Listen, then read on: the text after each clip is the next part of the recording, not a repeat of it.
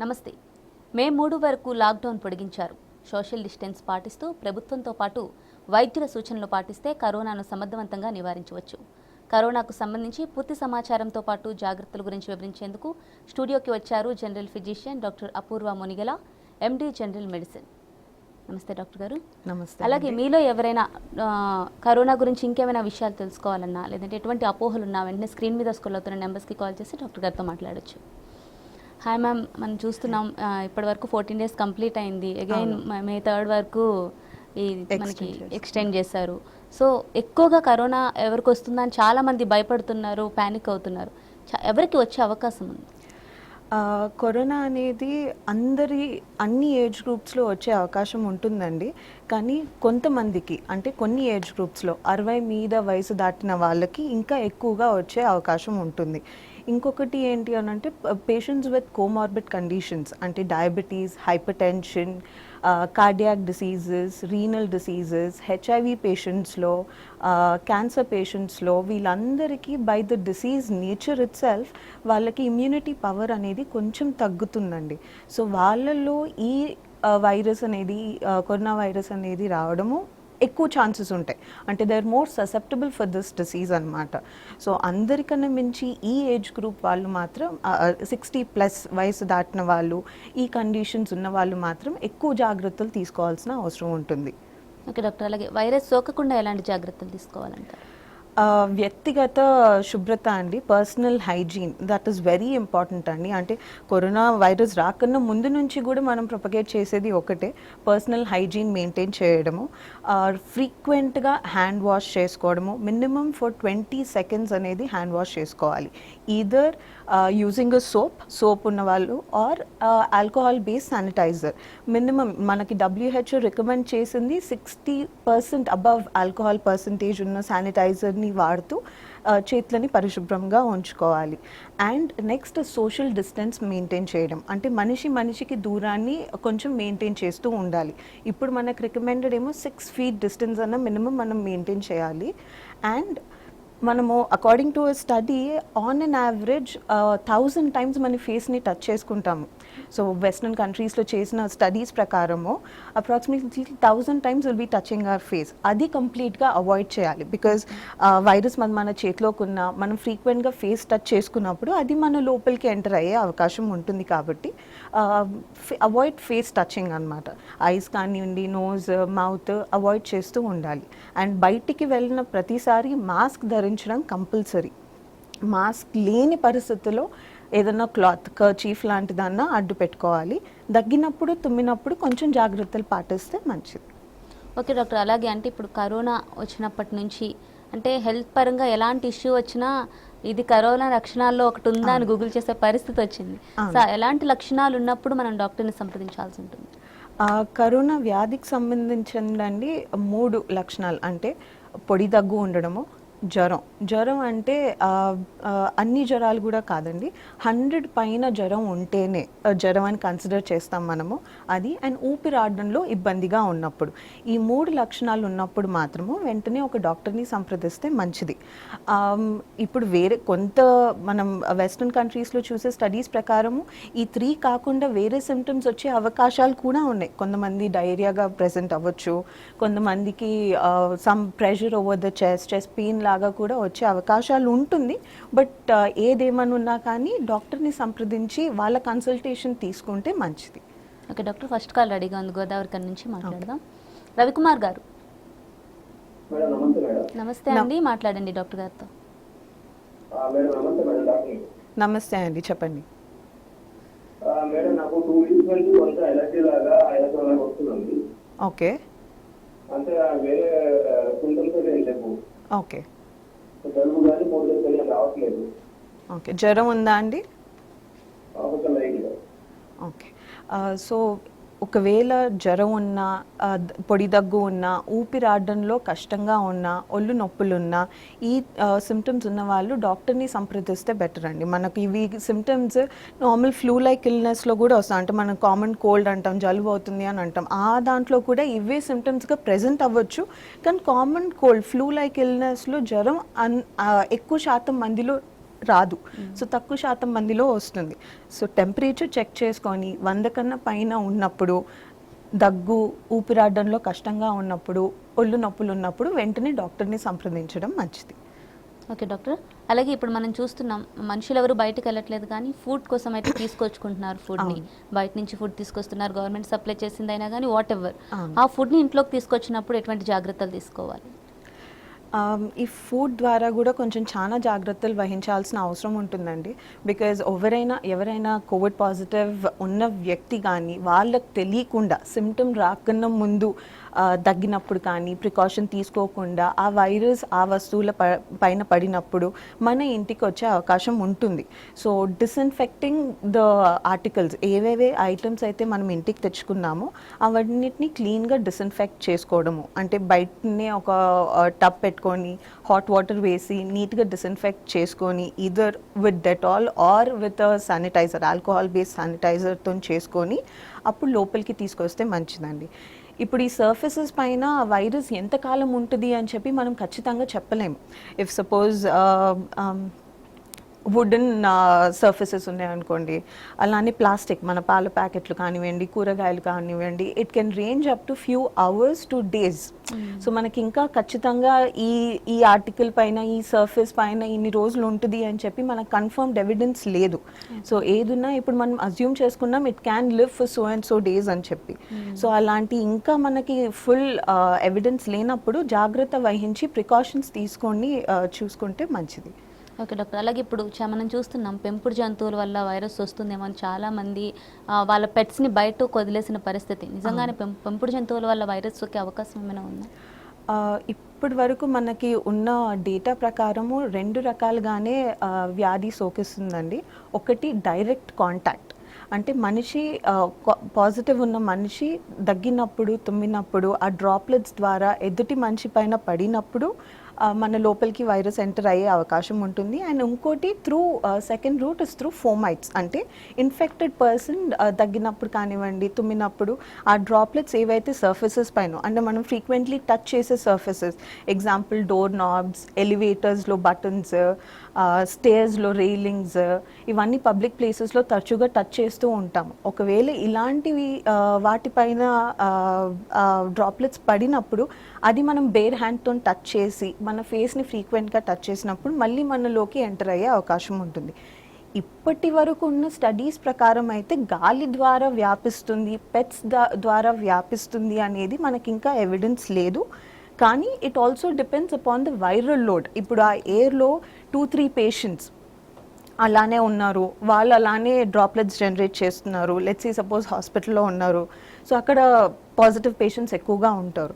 So అక్కడ droplets అనేది ఎక్కువ జనరేట్ అవుతాయి. సో వైరల్ లోడ్ అట్లాంటి ఎన్వైరన్మెంట్లో ఎక్కువగా ఉంటాయి. సో స్టడీ అనేది దీనిపైన ఇంకా జరుగుతుందండి. సో ఆ రిజల్ట్స్ రావడానికి కొంచెం టైం పడుతుంది. ఓకే డాక్టర్, ఆదిలాబాద్ నుంచి కాల్ రెడీగా ఉంది, మాట్లాడదాం. చందు గారు మాట్లాడండి డాక్టర్ గారితో. చెప్పండి చందు గారు. డాక్టర్ గారు, నాకు ఏమంటే 3-4 డేస్ నుంచి కంటిన్యూగా తలనొప్పి లేస్తుంది. ఓకే. అయితే దానికి కరోనా లక్షణాలు సంబంధం, జ్వరము, దగ్గు లాంటివి లేవు. ఓకే, తలనొప్పి మాత్రమే ఉంది. ఓకే, ఇప్పుడు ఓన్లీ హెడేక్ అనేది మనం ఖచ్చితంగా ఉందని లేదని అని మనం చెప్పలేం. బికాజ్ వాళ్ళ ట్రావెల్ హిస్టరీ కూడా ఎలిసిట్ చేయాల్సిన అవసరం ఉంటుంది. కరోనాలో మెయిన్గా ఈ 3 కంపల్సరీగా ఉండాలి అని మనం WHO ద్వారా మన ICMR గైడ్లైన్స్ ప్రకారం ఈ 3 అదర్ వార్నింగ్ సిగ్నల్స్ అనమాట. ఇవి ఉంటే అప్పుడు మనము టెస్ట్ చేయడానికి నెక్స్ట్ స్టెప్ తీసుకోవాలన్నమాట. ఇప్పుడు హెడేక్ అనేది can be of various reasons అండి. సో దగ్గరలో ఉన్న మెడికల్ సెంటర్లో వాళ్ళ డాక్టర్ని సంప్రదిస్తే మంచిది. ఓకే డాక్టర్, అలాగే మనకి లాక్డౌన్ ఎందుకంటే కరోనా చైన్ని బ్రేక్ చేయడం కోసం మనం లాక్డౌన్ పాటించాల్సి వస్తుంది. సో జనరల్గా అంటే ఈ లాక్డౌన్ పీరియడ్లో ఎవరికైతే ఉందో వాళ్ళకి లక్షణాలు బయటకు వస్తాయి, వాళ్ళందరికీ ట్రీట్మెంట్ చేయడానికి ఛాన్స్ ఉంటుంది కాబట్టి దీన్ని చేస్తున్నారు కదా.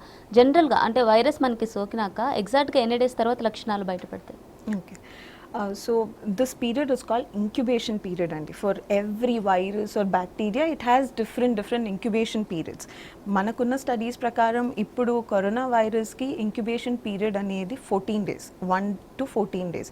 incubation period ante enti, first ఆ ఇన్ఫెక్షన్ మన లోపలికి ఎంటర్ అయిన తర్వాత the onset of the first symptom వరకు తీసుకునే time. So that can range up to 14 days in corona virus అనమాట.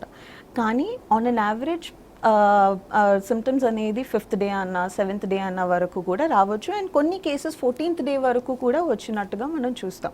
సో ఇంతలోపు వాళ్ళు ఇన్ఫెక్ట్ కూడా వాళ్ళకి తెలియకుండానే ఇన్ఫెక్షన్స్ని కూడా స్ప్రెడ్ చేసే అవకాశం ఉంటుంది వాళ్ళకి ఉంది అని తెలియకన్నా ముందే. సో అందుకే మన జాగ్రత్తలు వహించడం చాలా ఇంపార్టెంట్. సో బయటికి వెళ్ళినప్పుడు ఎందుకు అంటే బయటికి వెళ్ళినప్పుడే మనకి ఎక్స్పోజర్ అనేది చాలా ఎక్కువగా ఉంటుంది. బికాజ్ లెట్స్ సే సూపర్ మార్కెట్కి వెళ్ళినప్పుడు నిత్యావసరాల కోసం మనం వెళ్తాము. అప్పుడు వెళ్ళినప్పుడు అక్కడ మనకు తెలియకుండానే వాళ్ళకు కూడా తెలియకుండానే ఆ డ్రాప్లెట్ స్ప్రెడ్ అయ్యే అవకాశము ఇవన్నీ కూడా కొంచెం ఎక్కువగా ఉంటాయి. సో సరైన జాగ్రత్తలు తీసుకుంటూ ఇవన్నీ బయటికి వెళ్ళినప్పుడు ఏం ప్రాబ్లం ఏమి ఉండదు. అలాగే డాక్టర్, అంటే ఇందాక మనం మాట్లాడుకున్నాం కదా బయట నుంచి తీసుకొచ్చే ప్రొడక్ట్స్ అని, అలాగే న్యూస్ పేపర్స్ కానీ పాల ప్యాకెట్లు కానీ తీసుకొచ్చినప్పుడు వాటి నుంచి ఎంతవరకు వ్యాప్తి చెందే అవకాశాలు ఉన్నాయి? Based on the evidence that we have right now అండి, it depends upon the nature of the surfaces.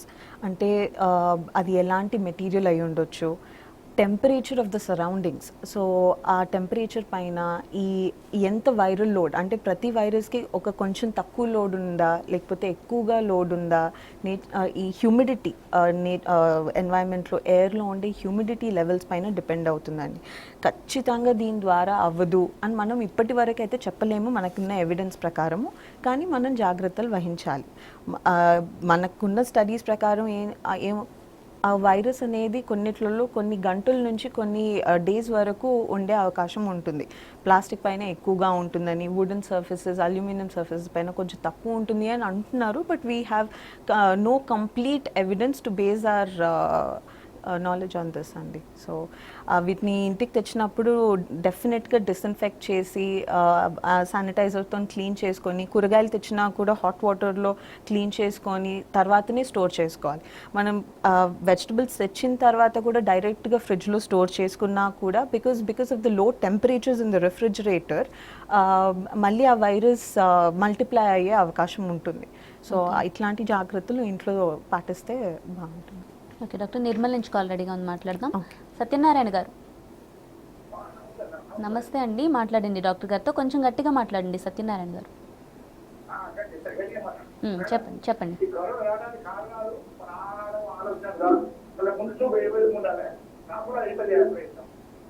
ముందు చూపు ఏ విధంగా ఉండాలి, రాకుండా తీసుకోవాల్సిన జాగ్రత్తలు ఎలా ఉండాలి? సో మనం ఇప్పుడు మాట్లాడుకున్నట్టుగా వ్యక్తిగత పరిశుభ్రత, సో పర్సనల్ హైజీన్ అని పాటిస్తూ, సోషల్ డిస్టెన్సింగ్ పాటిస్తూ, మనం తినేది రైట్ ఫుడ్ తీసుకుంటుంటే కొంతవరకు ఈ వైరస్ స్ప్రెడ్ అనేది చెక్ పెట్టొచ్చండి దీనిపైన. So the kind of food as we spoke, vitamin C rich food, exercise, being positive always, being cheerful always, and being if suppose పిల్లలు పేరెంట్స్ ఉన్నారు అనుకోండి, ఎల్డర్లీ పిల్లలు ఇక్కడ లేనప్పుడు వాళ్ళతోని ఫ్రీక్వెంట్గా ఫోన్ మాట్లాడుతూ అందరితోని in touch, because we always complain that we don't have time. So ఈ టైం అనేది we've got right now. So ఇప్పుడు మన దాంట్లో ఉన్నప్పుడు we have to make the best use of this time that we have. So ఈ జాగ్రత్తలు తీసుకుంటూ ఉంటే కొంతవరకు వైరస్ని అనేది స్ప్రెడ్ చేయడం ఆపవచ్చు. ఓకే డాక్టర్, అలాగే మనం ఏదైనా ఒక డిసీజ్ అయినా ఏదైనా హెల్త్ ప్రాబ్లమ్ని ఎదుర్కోవాలంటే ఫిజికల్ స్ట్రెంగ్త్తో పాటు మెంటల్ స్ట్రెంగ్త్ కూడా అవసరం ఉండాలి. మెంటల్ స్ట్రెంగ్త్ని ఏ విధంగా డెవలప్ చేసుకోవాలంటే? బీయింగ్ యాక్టివ్ అంటే బ్రెయిన్ని యాక్టివ్గా ఉంచడం అనేది ఈజ్ వెరీ ఇంపార్టెంట్. సో మీరు ఎక్కువగా భయపడుతున్నా, నెగటివ్ థాట్స్ని ఎంకరేజ్ చేస్తున్నా, ఇవన్నీ మన మెంటల్ హెల్త్ని తగ్గించే అవకాశాలు ఉంటాయి. సో మెడిటేషన్ లాంటి practices that we can do regularly. So meditation practice చేస్తూ పాజిటివ్ థాట్స్గా, ఉత్సాహంగా, ఆనందంగా ఎవ్రీడే గడుపుతూ, పిల్లలతో టైం స్పెండ్ చేస్తూ, పెద్దలతో టైం స్పెండ్ చేస్తూ ఉంటే, అండ్ బ్రెయిన్కి కొంచెం యాక్టివిటీ, చాలా గేమ్స్ ఉంటాయి మనకి బ్రెయిన్కి, పజిల్స్ అని ఇవన్నీ ఉంటాయి. సో అవన్నీ కూడా చేస్తూ ఈ టైంని స్పెండ్ చేస్తే మెంటల్ హెల్త్ అనేది కొంచెం బాగుంటుంది. అదే డాక్టర్, ఇప్పుడు మీరు చెప్పినట్టు చాలామంది ప్యానిక్ అవుతూ మార్కెట్లో దొరికిన మెడిసిన్ ఏదైతే హైడ్రాక్సిక్లోరోక్విన్, అజిత్రోమైసిన్ ఆ కాంబినేషన్ వేసుకోవచ్చో లేదో కూడా తెలియకుండా వేసేసుకోవడం జరుగుతోంది. దీనివల్ల వచ్చే డిసడ్వాంటేజెస్ ఏముంటాయి? హైడ్రాక్సిక్లోరోక్విన్ అనే డ్రగ్ అండి is not a wonder drug. It is not going to cure corona.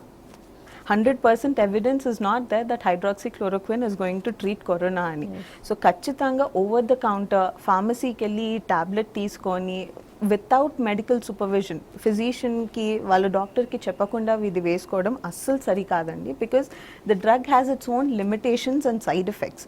So not అందరు పేషెంట్స్ ఈ డ్రగ్ని తీసుకోకూడదు, ఎస్పెషలీ కార్డియాక్ పేషెంట్స్ అన్నమాట. సో వాళ్ళలో హార్ట్ బీట్ ఇర్రెగ్యులర్గా అవడము, అరిథ్మియాస్ అంటాం. సో అరిథ్మియాస్ అనేది ఎక్కువగా వచ్చే అవకాశాలు ఉంటుంది. అండ్ క్యూటీ ప్రొలాంగేషన్, ఈసీజీ ఎప్పుడైతే మనం తీస్తామో దాంట్లో క్యూటీ ప్రొలాంగేషన్ అంటాం. ఈ హెచ్సిక్యూఎస్ అండ్ అజిత్రోమైసిన్ రెండు యూజ్ చేయడం వల్లనే ఈ క్యూటీ ప్రొలాంగేషన్ అనేది ఎక్కువయ్యే అవకాశాలు కూడా ఉంటాయి. సో ఎప్పుడైతే మెడికల్ ప్రాక్టీషనర్ మీకు ఈ డ్రగ్ ఇస్తారో they will monitor all of this and మీకు సేఫ్గా ఉన్నప్పుడు మాత్రమే ఇస్తారు. సో ఓవర్ ద కౌంటర్ వెళ్ళి ఫార్మసీలో ఈ డ్రగ్ తీసుకోవడం సరి అయినది కాదు. ఓకే డాక్టర్, అలాగే కొన్ని వైరస్లు మనం చూసుకుంటే గాలి ద్వారా వ్యాపించేవి కూడా ఉంటాయి కదా. మనకి కరోనా ఏ కైండ్ ఆఫ్ గాలి ద్వారా వ్యాపించడానికి ఏమైనా ఛాన్సెస్ ఉంటుందా? ఇప్పటి వరకున్న సమాచారం ప్రకారం మాత్రం గాలి ద్వారా వ్యాపిస్తుంది అని 100% ఎవిడెన్స్ మనకి ఇంకా రాలేదండి. Because still as I told you this virus is only 3 to 4 months old. So మనకి ఇంకా దీనిపైన రీసెర్చ్ అనేది ఆన్ గోయింగ్ అవుతుంది. సో గాలి ద్వారా వ్యాపిస్తుందా అని అంటే అగైన్ నేను చెప్పినట్టుగా it depends on the viral load, the temperature of the environment and the humidity of the environment and how far can this virus travel అనేది it still research is going on in this area అండి. కానీ only 2 ways that it can spread is by direct contact. మనము mask లేకుండా చేతి అడ్డు పెట్టుకోకుండా తుమ్మినప్పుడు మాత్రము ఈ డ్రాప్లెట్స్ ద్వారా ఎదుటి మనిషి పైన పడి ఇన్ఫెక్షన్ వచ్చే ఛాన్సెస్ ఉంటాయి. And the second way is through fomites, అంటే ఆ ఇన్ఫెక్టెడ్ సర్ఫేసెస్ పైన మనం దగ్గినప్పుడు తుమ్మినప్పుడు ఆ డ్రాప్లెట్ సర్ఫేస్ పైన పడి అది మనం బేర్ హ్యాండ్తో టచ్ చేసినప్పుడు మళ్ళీ ఫేస్ టచ్ చేస్తే మన లోపలికి ఎంటర్ అయ్యే అవకాశం ఉంటుంది. ఓకే, ఈ రెండే మాత్రం, కానీ గాలి ద్వారా ఇప్పటి వరకు మనకు ఒక కేసు కూడా వచ్చింది కూడా లేదు, ఎవిడెన్స్ మనకి లేదు. So probably the research is still going on అండి. వెస్టర్న్ కంట్రీస్లో, ఇటలీలో, యుఎస్లో, చైనాలో we are still doing research on this airborne infections అని. But till now at today's date we don't have any evidence for that. Okay doctor, అలాగే ఇప్పటి వరకు మనకి కాల్స్ వచ్చినాయి, ఫీవర్ వచ్చింది, కోల్డ్ వచ్చింది, దగ్గు వచ్చింది, కరోనా ఏమో అన్న భయం వేస్తుంది అంటున్నారు. కానీ అంటే ఇప్పుడు హాస్పిటల్కి ఆ రీజన్తో వెళ్ళినా ప్రతి ఒక్కరికి వాళ్ళ హిస్టరీ అంటే గత 6 months వాళ్ళు ఎక్కడున్నారు, ఎక్కడి నుంచి వచ్చారు, ఎవరితో కలిసారు, ఇదంతా కనుక్కొని కోవిడ్ టెస్ట్ చేస్తున్నారు కదా. అసలు కోవిడ్ టెస్ట్ ఏ విధంగా నిర్వహిస్తున్నారు? కోవిడ్ టెస్ట్ అనేది 2 విధానాలుగా నిర్వహిస్తారండి. ఒకటి నేసోఫారింజియల్ స్వాబ్ అంటాము. అంటే మన గొంతు వెనకాల ఉన్న భాగంలో, ముక్కు వెనకాల ఉన్న భాగంలో నుంచి ఒక కాటన్ స్వాబ్ తీసుకొని అక్కడ కొంచెం స్క్రేప్ చేసి ఆ శాంపిల్ని టెస్ట్కి పంపిస్తాం. సో హైలీ సస్పెక్టెడ్ కేసెస్లో ఈ టెస్ట్ అనేది కన్ఫర్మేటరీ PCR మెథడ్తోని ఈ టెస్ట్ చేస్తామన్నమాట.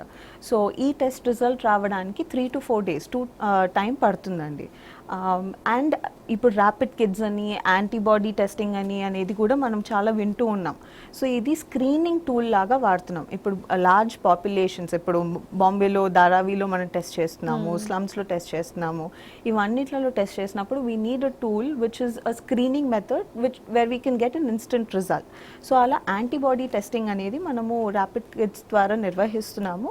ఇవి మెయిన్లీ ఇప్పుడు వరకు అయితే కంటైన్మెంట్ జోన్స్ ఏవైతే ఉన్నాయో, రెడ్ జోన్స్ ఏవైతే ఉన్నాయో అక్కడే వీటిని ఉపయోగించడం జరుగుతుంది. కానీ ఎవ్రీబడి ఎవరికన్నా ఈ లక్షణాలు ఉన్నట్టుగా అనిపిస్తే మనం హైదరాబాద్లో గాంధీకి వెళ్తే వాళ్ళు టెస్ట్ నిర్వహిస్తారు. చెకప్ చేసిన తర్వాత టెస్ట్ నిర్వహిస్తారు. ఓకే డాక్టర్, అలాగే ఇప్పుడు మీరు చెప్పారు కదా రెడ్ జోన్ గురించి మాట్లాడుకుంటే, అంటే ఒక ఏరియా నుంచి 2 కంటే 3 కంటే ఎక్కువ కేసెస్ పాజిటివ్ వచ్చినప్పుడు ఆ ఏరియాని రెడ్ జోన్గా ప్రకటిస్తున్నారు కదా. వారికి అంటే ఫ్రీక్వెంట్గా పరీక్షలు ఏమైనా చేస్తున్నారా అక్కడ ఉన్న రెడ్ జోన్గా ప్రకటించిన ఏరియాలో ఉన్న వాళ్ళకి? డెఫినెట్గా చేస్తారండి. అక్కడ ఉన్న రెసిడెంట్స్ అందరికీ కూడా ఈ ర్యాపిడ్ యాంటీబాడీ టెస్టింగ్ అనేది జరుగుతుంది. నెగిటివ్ వస్తే పర్వాలేదు, పాజిటివ్ వస్తే వాళ్ళకి మళ్ళీ PCR మెథడ్ ద్వారా నేసోఫారింజియల్ స్వాబ్ తీసుకొని PCR మెథడ్ ద్వారా మళ్ళీ కన్ఫర్మేటరీ టెస్ట్ అనేది జరుగుతుంది. నెగిటివ్ వచ్చిన తర్వాత కూడా మళ్ళీ సిమ్టమ్స్ అనేది డెవలప్ అవుతాయి. Because it depends on when the test was conducted. అంటే ఆ మనిషికి టెస్ట్ ఎప్పుడు చేసామనేది కూడా డిపెండ్ అయి ఉంటుంది. సో వాళ్ళకి ఇన్ఫెక్షన్ రాకను ముందు మనం టెస్ట్ చేసాము, సో ఆ టెస్ట్ చేసిన తర్వాత వాళ్ళకి పాజిటివ్ వచ్చిందనుకోండి, సో ఆ సిమ్టమ్స్ని బట్టి రిపీట్ టెస్ట్ కూడా చేయడం జరుగుతుంది. సో ఆ టెస్ట్ చేసినప్పుడు పాజిటివ్ వచ్చినా మళ్ళీ మనం PCRతోని కన్ఫర్మ్ చేసుకోవచ్చు. ఓకే డాక్టర్, అలాగే మనం ఇప్పటి వరకు మాట్లాడుకుంటే ఒక హెల్దీగా ఉన్న పర్సన్కి కరోనా వస్తే ఈజీగా క్యూర్ అవ్వడానికి ఛాన్సెస్ ఉన్నాయి. Yes. అలాగే ఏదైనా ప్రాబ్లం వాళ్ళకి already health problems, kidney problem, లేదంటే షుగర్, బీపీ ఇలాంటి వాళ్ళకి తగ్గడానికి కొంచెం ఛాన్సెస్, కొంచెం సివియారిటీ లెవెల్స్ ఎక్కువ ఉన్నాయి అనుకున్నాం. కొంతమంది కిడ్నీ ప్రాబ్లంతో ఉన్న వాళ్ళు డయాలసిస్ చేయించుకోవాల్సి ఉంటుంది. అలాంటి వాళ్ళు అసలు కరోనా గురించి ఎలాంటి జాగ్రత్తలు తీసుకోవాలి? మనం డిసీజ్ ప్రొఫైల్, ఈ కరోనా వైరస్ ప్రొఫైల్ చూస్తానండి 80% మైల్డ్ డిసీజ్లోనే ఉంటుంది. అంటే చాలా శాతం ఇన్ఫెక్టెడ్ అయిన పర్సన్స్లో ఓన్లీ జ్వరం కానివ్వండి, సాధారణ సిమ్టమ్స్ మాత్రం జ్వరము, దగ్గు, ఇవిటితోనే కొంచెం రెస్ట్ తీసుకున్నాక జ్వరానికి సంబంధించిన టాబ్లెట్స్, జలుబుకి సంబంధించిన టాబ్లెట్స్, దగ్గుకు సంబంధించిన టాబ్లెట్స్తోనే క్యూర్ అయిపోతుంది 14 days క్వారంటైన్లో ఉంటే. కొంచెం తక్కువ శాతం మంది మాత్రమే మోడరేట్ డిసీజ్లోకి ప్రోగ్రెస్ అవుతారు. అది ఎవరు అని అంటే elderly people and comorbid conditions ఉన్నవాళ్ళు, because they are more susceptible for this disease అనమాట. సో బై డిఫాల్ట్ వాళ్ళకి కొంచెం ఇమ్యూనిటీ అనేది తగ్గినప్పుడు ఈ డిసీజ్ని ఫైట్ చేయడానికి కొంచెం రికవరీ టైం అనేది ఎక్కువ పడుతుందన్నమాట. సో వాళ్ళకి హాస్పిటలైజేషన్స్ అవసరం పడుతుంటాయి. అండ్ ఈ పేషెంట్స్లో కూడా కొంచెం చాలా తక్కువ మందికి వెంటిలేటర్ అవసరం పడవచ్చు, ఆక్సిజన్ థెరపీ కూడా అవసరం ఉంటుంది. ఓకే, అలాగే మనం చూసుకుంటే దీనికి మనకి సిమ్టమే దగ్గు, జలుబు, తుమ్ములు వస్తాయి. టీబీ, ఆస్తమా ఉన్న వాళ్ళకి దగ్గు లేదంటే ఈ జలుబు చాలా వాళ్ళకి ఇంకా ఎప్పుడు ఉంటుంది ఆ ప్రాబ్లం. అలాంటి వాళ్ళు ప్రత్యేకంగా ఎలాంటి జాగ్రత్తలు తీసుకోవాలి? సో వాళ్ళు అందరూ పాటిస్తున్నట్టుగానే same hand hygiene, social distancing, ఇవన్నీ హ్యాండ్ వాషింగ్, ఫేస్ని తరచుగా టచ్ చేసుకోకుండా ఉండడము, ఇవన్నీ పాటిస్తూ జ్వరం అనేది ఎక్కువ అవుతుంది అంటే 100 కన్నా పైన జ్వరం రికార్డ్ అవుతున్నప్పుడు, దగ్గు అనేది పెరిగినప్పుడు, అండ్ ఊపిరాడడంలో ఇబ్బందిగా ఉన్నప్పుడు, అంటే కొంతమందికి ఆక్సిజన్ లెవెల్స్ కూడా తగ్గిపోయి ఫేస్లో కొంచెం కలర్ చేంజెస్ కూడా వచ్చే అవకాశం ఉంటుంది. సో అవి అన్ని రాకన్నా ముందే వాళ్ళ డాక్టర్ని సంప్రదించి, ఫ్యామిలీ డాక్టర్ అన్న లేకపోతే నియరెస్ట్ మెడికల్ సెంటర్కి సంప్రదించి వాళ్ళు మెడికల్ కేర్ తీసుకుంటే మంచిదండి. అండ్ టీబీ వాళ్ళు తీసుకునే మెడికేషన్స్ కూడా రెగ్యులర్గా తీసుకోవాల్సిన అవసరం ఉంటుంది. వాళ్ళ డోస్ అనేది మిస్ చేసుకోకుండా drug compliance to the ATT drugs ఏది టీబీకి ఇస్తామో అది ఖచ్చితంగా వాడాల్సిన అవసరం ఉంటుంది. Okay doctor, thank you so much. Thank you. So ఇది ఇవాల్టి కరోనా కేర్ ప్రత్యేక కార్యక్రమం. మరో ఎపిసోడ్లో మళ్ళీ కలుద్దాం. అంతవరకు చూస్తూనే ఉండండి టీ న్యూస్.